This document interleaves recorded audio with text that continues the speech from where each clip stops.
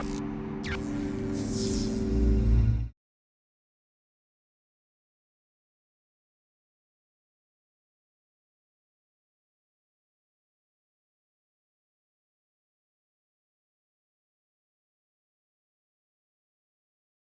for me, when I think about conflicts in partnerships and even in my personal life, I look at it sort of like pushing stuff under the carpet if you don't deal with it. So my advice would be, you know the conflict is there, talk about it, put it on the table, discuss it, and hopefully you will have already had a discussion about how this partnership wants to deal with conflicts. But if the conflict arises and you haven't had that discussion, then you need to talk about, as a partnership, how will you deal with partnership? But definitely talk about it, put it on the table, because if you don't, it's going to be like that bump in a carpet where everybody's going to trip over it every time you get to that issue. It's there. You need to talk about it. So I would basically agree with Ella that hopefully you'll have created some sort of recognition that conflict can happen. That's an important start. Whether you have methods to address it, you may not yet have that, but at least a recognition that conflict does happen is good. And that there's different positions and different needs and different priorities, and that also is good just to acknowledge in the beginning. And I agree that it should be addressed.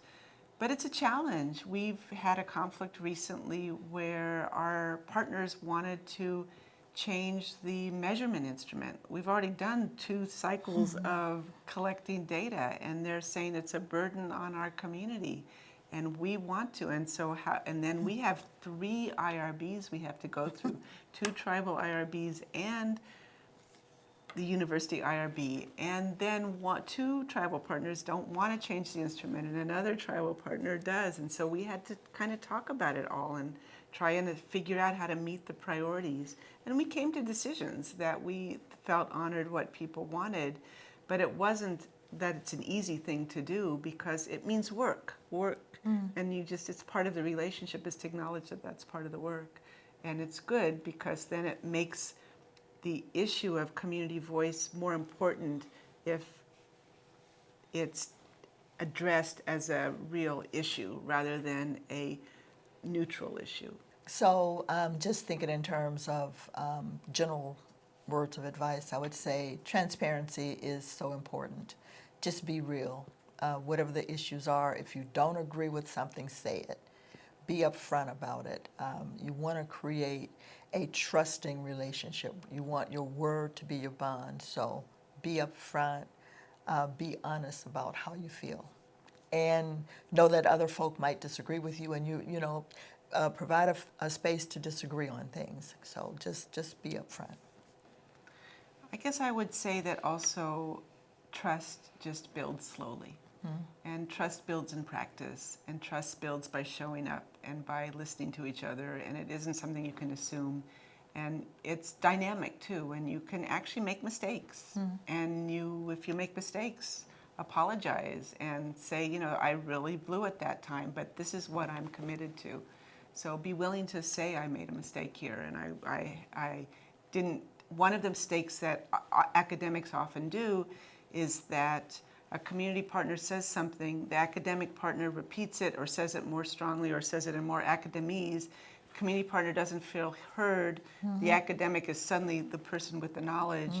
And this is a very common dynamic. All the time. And so try not to make that mistake. But if you do, and I still make that mistake because I get heard sometimes more than when a community partner says the same thing, I have to step back and realize that I'm making that mistake and say, you already said that. I want to just add my thought on what you are already saying instead of kind of restating it and claiming it.